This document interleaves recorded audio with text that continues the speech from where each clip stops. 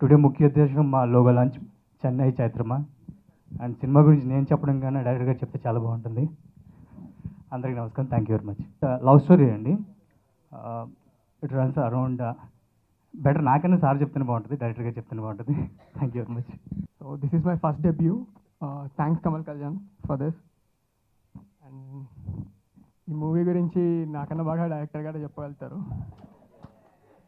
So thanks అండి, thanks everyone for coming here and thank you sir, thank you for coming here. నేను first నుంచి student ఆర్గనైజేషన్లో విద్యార్థి సంఘం జిల్లా అధ్యక్షునిగా చేసి youth Congress state general secretary Rahul Gandhi టీంలో ఒక పనిచేశాను మెంబర్గా.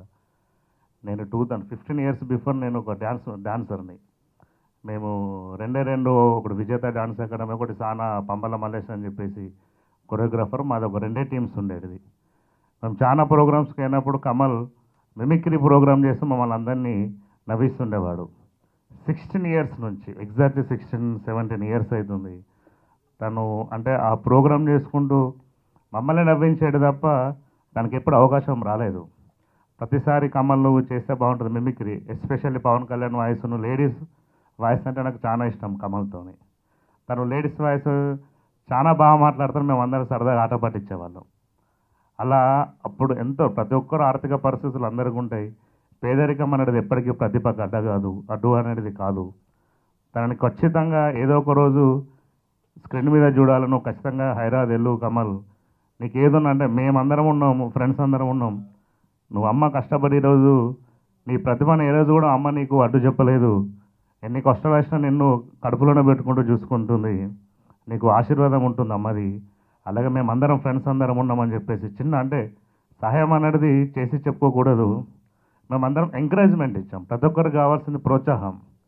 ఈరోజు ఆ స్థాయి నుంచి అంటే మేము తిన్నామో తినలేదో ఎలాంటి పరిస్థితులు ఉన్నామో ప్రత్యక్షంగా అందరికీ ఉంటే మనం కొత్తగా చెప్పాలి లేదు.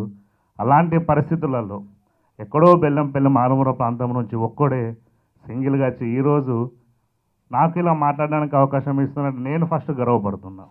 నాకు చాలా సంతోషంగా ఉంది. నా కమల్ ఈరోజు సీరియల్స్ నటించి నేను ఫేస్బుక్లో దగ్గర మా బాబు 21st డేకి వచ్చిండు 5 ఇయర్స్ బిఫోర్. మళ్ళీ 5 ఇయర్స్ నుంచి నేను కాంటాక్ట్లో లేను, ఎఫ్బీలో చూస్తున్నా, ఫేస్బుక్లో చూస్తున్నా. మా కమల్ ఇప్పుడిప్పుడే సెట్ అవుతుండు, మా కమల్ సీరియల్స్లో నటిస్తుండు. తను ఒంటరిగా ఒక కథను రాసి ఈరోజు దర్శకునిగా మారిందంటే ఇక మా అమ్మకి, మా అందరికి, మా ఫ్రెండ్స్కి అంతకంటే గొప్ప అవకాశం లేదు. ఈరోజు తనను ఆశీర్వదించడానికి పెద్దలందరూ ఇక్కడికి వచ్చారు. మీ అందరి బ్లెస్సింగ్స్ ఉండాలి మా వాడికి. మా కమల్ కళ్యాణ్, మనందరి కమల్ కళ్యాణ్గా మంచి పేరు తెచ్చుకొని కన్నతల్లి రుణం తీర్చుకోవాలి. ప్రతి ఒక్కరికి ఇంకా కొత్త వాళ్ళకి అప్కమింగ్ వాళ్ళకి హెల్ప్ చేయాలని మనస్ఫూర్తిగా నేను విషయం చెప్తూ గుడ్ లక్ కమల్. ఏది ఉన్నా అంటే ఏ పని మనం స్టార్ట్ చేసినా సొసైటీలో నెగిటివ్స్తోనే స్టార్ట్ అవుతుంది. దేనికి భయపడాల్సిన అవసరం లేదు. కంపల్సరీ మనం ముందుకు వెళ్దాం, మన ఆత్మవిశ్వాసాన్ని నమ్ముకుందాం, మేమందరం ఉందాం, దేనికైనా ready. Wish you good luck. Thank you, congratulations. నేను స్కూల్ టీచర్ని. కమల్ మా ఊరు బెల్లంపల్లి, ఇప్పుడు మంచిర్యాల డిస్టిక్, సింగరేణి కాలరీస్. తను చాలా మంచి అబ్బాయి, నాకు చిన్నగా ఉన్నప్పటి నుంచి కూడా పరిచయం. తను చిన్నగా ఉన్నప్పుడే వాళ్ళ నాన్న చనిపోవటం జరిగింది. అప్పటి నుండి వాళ్ళమ్మ ఒక హాస్టల్లో వర్క్ చేస్తూ ఆ అబ్బాయిని పెంచి పోషించడం జరిగింది. తనకు ఒక అక్కయ్య ఉన్నారు. నిజంగా చాలా కష్టపడ్డాడు కమల్ కళ్యాణ్.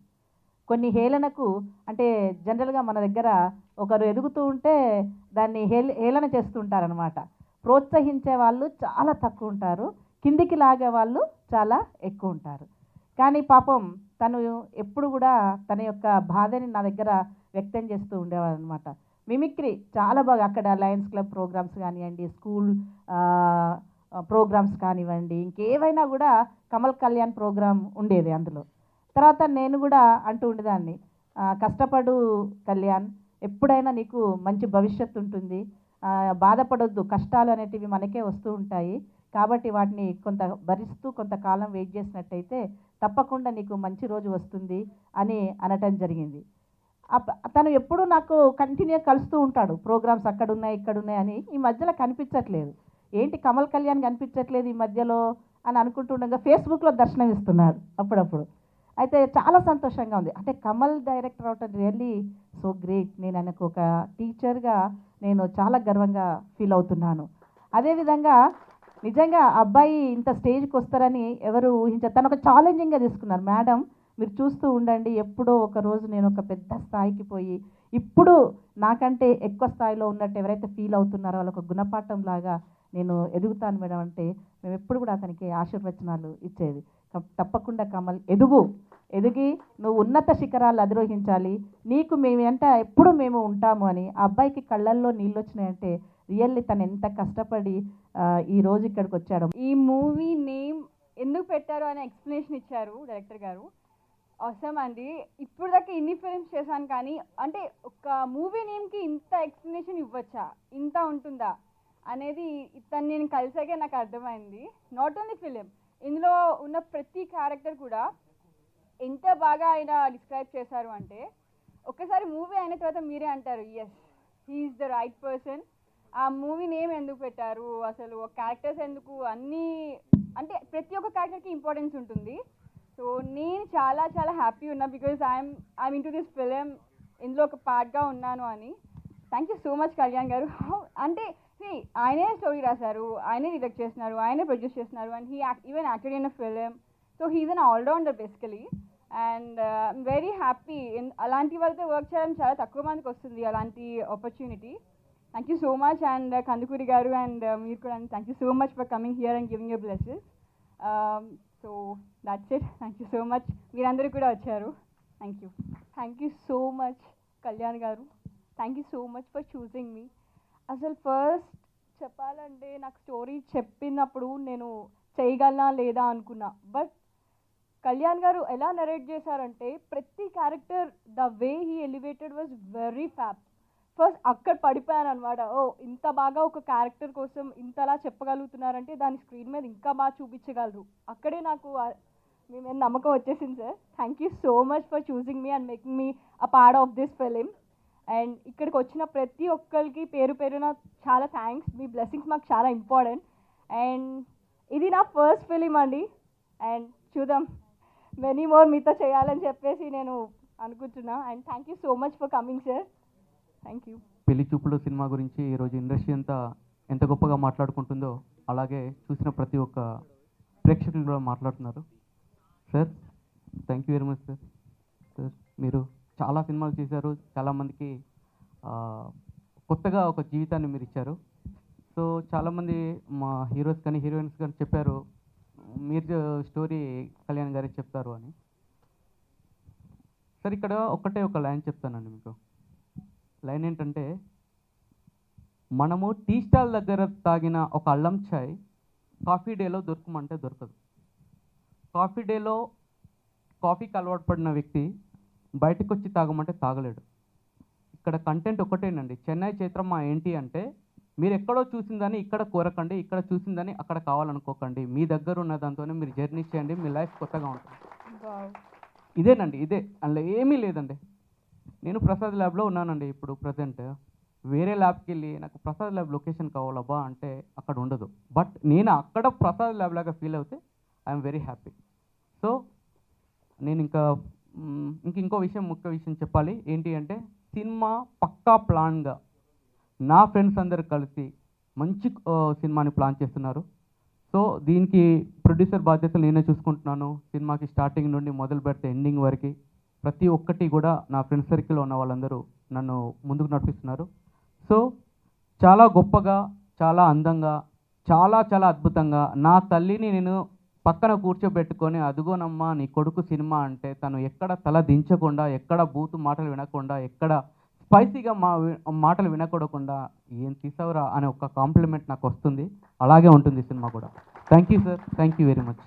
కోటి ఆశలతో ఈ కళామ తల్లి వద్దకు వచ్చిన కమల్ కళ్యాణ్ గారికి సినిమా ఇండస్ట్రీ తరఫున స్వాగతం పలుకుతూ, టేస్ట్తో పాటు ఆయన ఒక మంచి పాయింట్ చెప్పాడు. ఇప్పుడు ఇక్కడ ఏముందో దాన్నే మనం సరిపెట్టుకోవాలి తప్ప ఇక్కడ లేని దాని గురించి కొత్తగా ఆలోచించకూడదు, అదే కథ అని.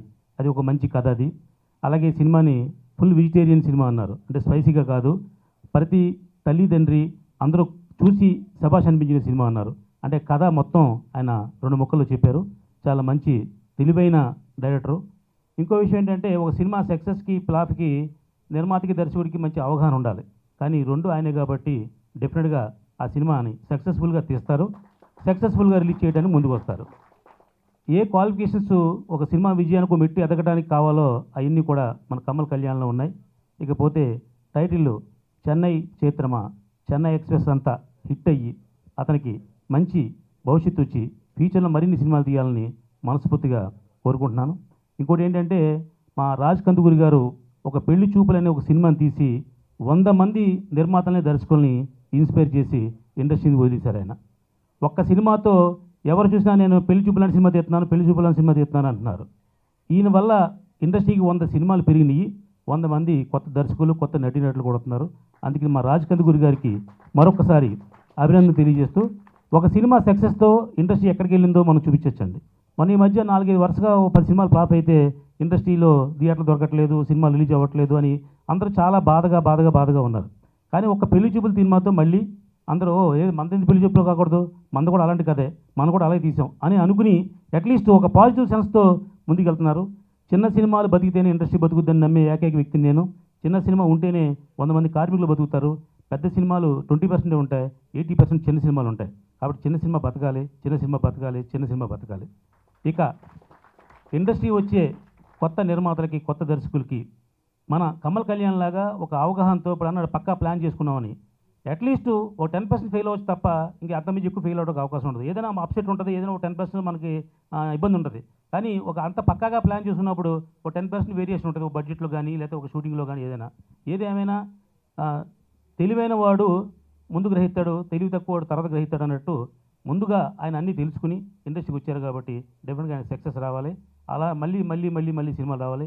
మమ్మల్ని టీజర్ లాంచింగ్కి పిలిచారు, మళ్ళీ ఆడియో లాంచింగ్కి, రిలీజ్కి కూడా ఇదే స్థాయిలో టకటక మన ఒక 90 రోజుల్లో సినిమా తీసి బయట పెట్టి మళ్ళీ ఇంకో సినిమా తీయడానికి ప్రయత్నం చేసేలాగా అతనికి సపోర్ట్ అందరూ ఇవ్వాలి. అలా మీడియా వారు కూడా చిన్న సినిమాలకి ఎక్కువ ప్రాముఖ్యత ఇస్తున్నారు, అలాగే ఇచ్చి చిన్న సినిమా బతికించాలని మనస్ఫూర్తిగా కోరుకుంటున్నాను. నాకు ముఖ్యంగా దర్శకుడు అతను మాట్లాడే విధానం, అతనికి ఉన్న క్వాలిటీస్ కానీ, అతను ఉన్న డిసిప్లిన్ కానీ, ఆ టీచర్లు అతని గురించి మాట్లాడింది కానీ, ముందు ఆ వ్యక్తి ఎలాంటి వాడు అర్థం చేసుకోవడం ప్రయత్నం చేస్తున్నాను నేను. ఎందుకంటే సినిమా అనేది దర్శకుడు మనసులో ఉందో అదే మనం రేపు చూడబోతాం. అతని గురించి వాళ్ళ టీచర్ ఒకళ్ళు మాట్లాడారు, నేను ఫస్ట్ బాగా ఇన్స్పైర్ అయింది అది.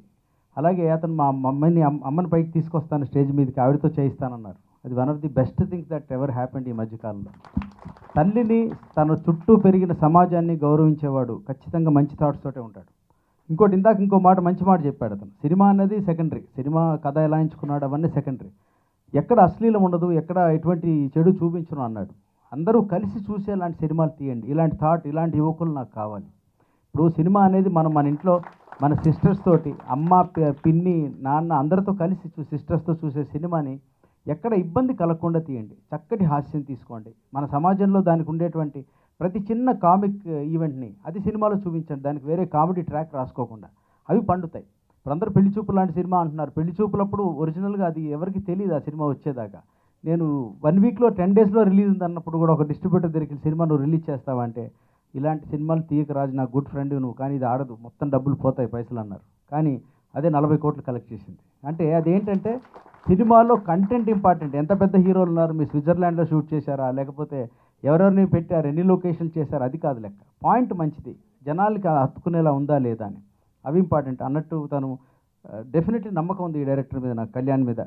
అలాగే తను ఎంచుకున్న ఆర్టిస్టులు కూడా అందరూ కూడా అక్షయ్ కూరపాటి, సూర్య, ప్రవళిక అండ్ దివ్య, పేర్లు మర్చిపోలేను, ఐఎమ్ రైట్. సో అందరూ బాగా, definite looks very promising. And title చాలా బాగుంది, చాలా చెన్నై చైత్రమ, చాలా అందమైన టైటిల్. దానికి జస్టిఫై చేస్తాడని నమ్ముతున్నాను నేను. Wish them all the best. నా సపోర్ట్ ఎప్పుడు ఉంటుంది, any time I'm there with you. All the best bro, God bless.